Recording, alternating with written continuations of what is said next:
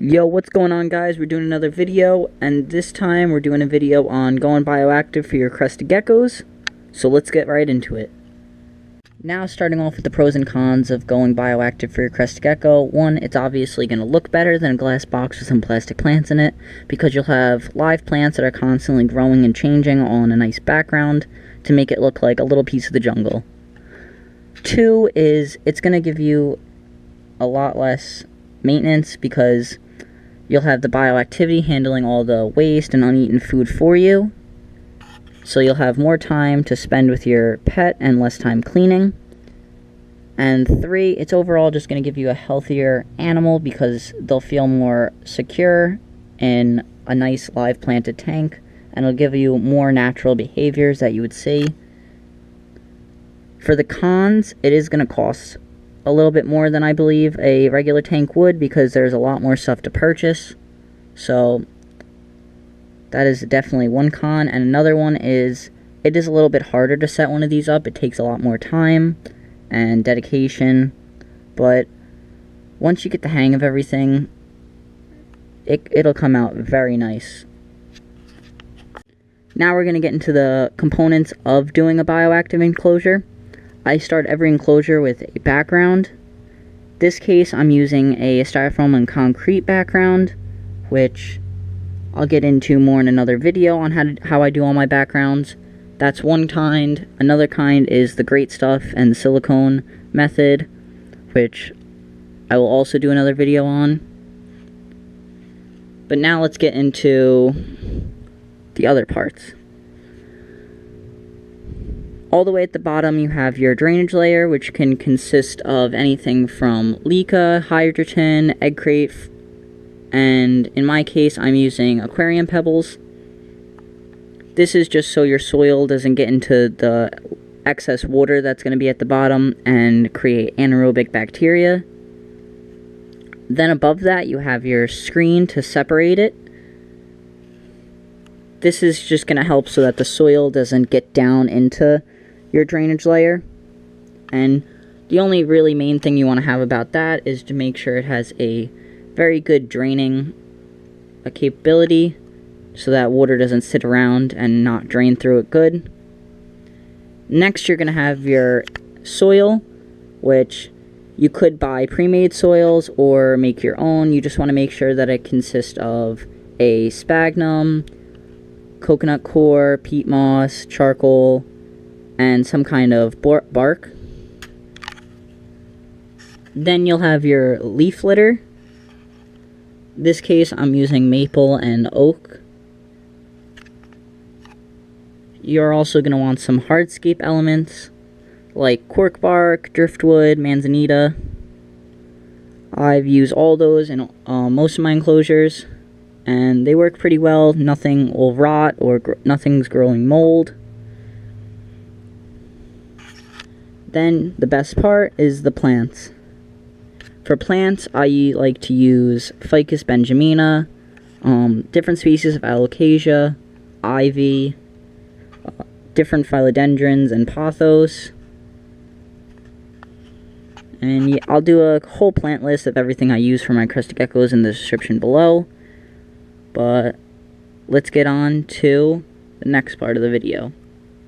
Next, we're going to get into the insects that make your bioactive enclosure bioactive, starting with springtails.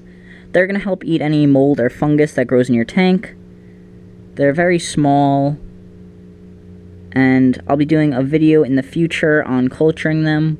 Very simple. You just need some charcoal, water, and feed them about once a week, and they'll do pretty good. Next, we'll get into the isopods. Right here is a dwarf white. They're very small, as you can see next to my finger. That's about as big as they get. They're very prolific, and they do like it a little bit warmer, but very high humidity, and they're one of the main ones that I like to use in my enclosures. Then we'll go on to the P. prenosus. These are otherwise known as powder blues.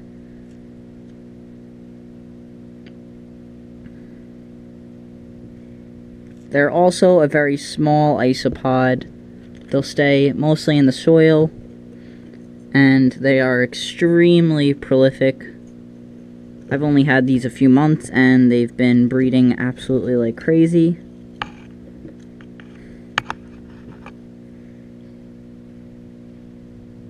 Isopods are going to help mostly just clean up any decaying matter and eat the waste and the leftover food from your geckos.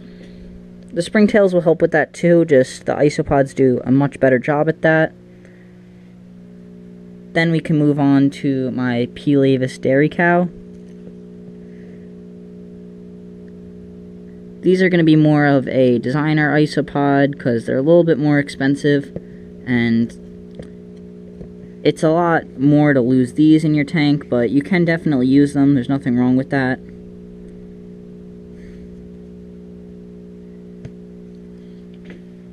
I also keep some other designer species like Armadillidium maculatum. Another pretty expensive species that not a lot of people will use in their enclosures, but there's nothing stopping you. They'll still get the job done. It's just if the crested gecko happens to eat one, it's gonna cost some money. Then we have my Armadillidium vulgare orange. It's another option that you can use. And they just have a nice orange tinge to them. All these species are very prolific, so once you get them going, you'll have a lot, but if your crested gecko is going to be constantly eating them, then you'll lose them quite quickly.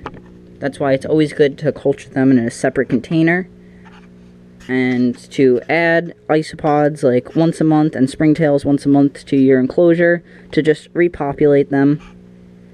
Another thing I like to add to my enclosures that I don't have right now out because they were all hiding are superworm and mealworm beetles. Along with the superworm and mealworms, they just help do all the work the same. They'll eat any leftover food and the waste, and they're just very beneficial. They don't hurt the crested geckos in any way, and they're just, you just throw in some leftovers from your food that you feed them, and within a little bit of time they'll turn into the beetles.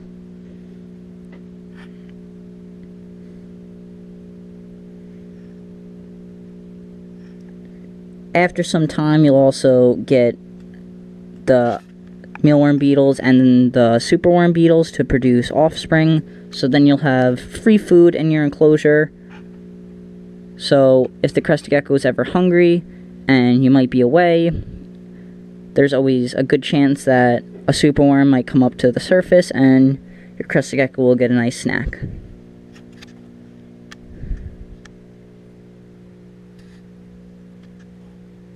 Now that's it for the insects of the bioactive tank. We'll move on to the next part. Now we're going to get into lighting your bioactive enclosure. This will be affected in a few ways of your budget and the size of the enclosure you have.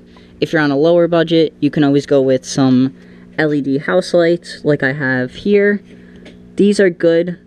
Try to look for higher kelvins, as close as you can get to 6500, and they grow the plants very well. I haven't noticed anything bad about them. They last very long, and they're overall good if you're on a budget. If you have a little bit more money, it's always good to go with some of these actual reptile-made LED plant lights, like the one up here. That is Josh's Frog, 6500 Kelvin, 27 watt, I believe, LED.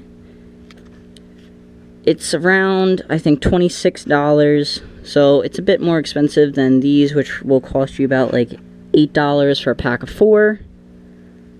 But it definitely grows the plants much faster, and it's overall just making the tank look a lot better. If you have multiple tanks, I highly recommend these LED strip lights from Walmart.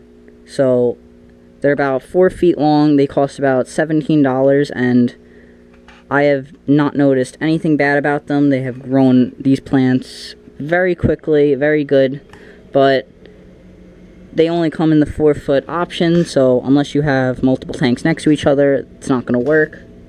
But it's a very cost-effective way to light multiple enclosures.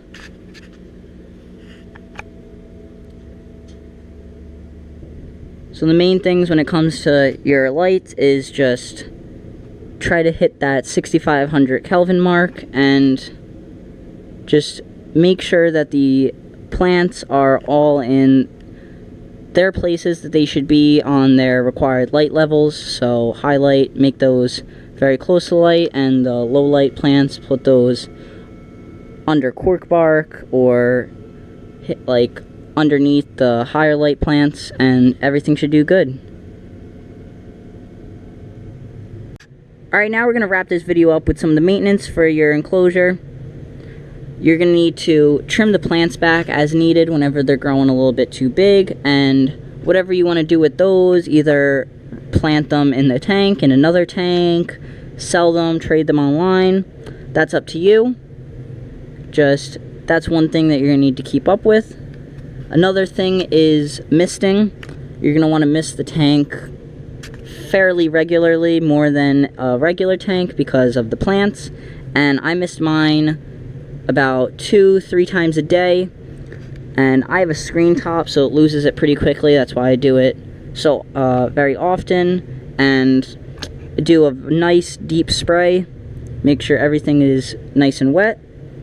And lastly, you're going to want to make sure that your springtails and isopod population is doing well, and to reseed the enclosure about every month to every few months, to just make sure they're doing their job and are getting rid of all the waste. Now, that about wraps up this video. I hope you guys enjoyed. Please hit that subscribe button, and peace.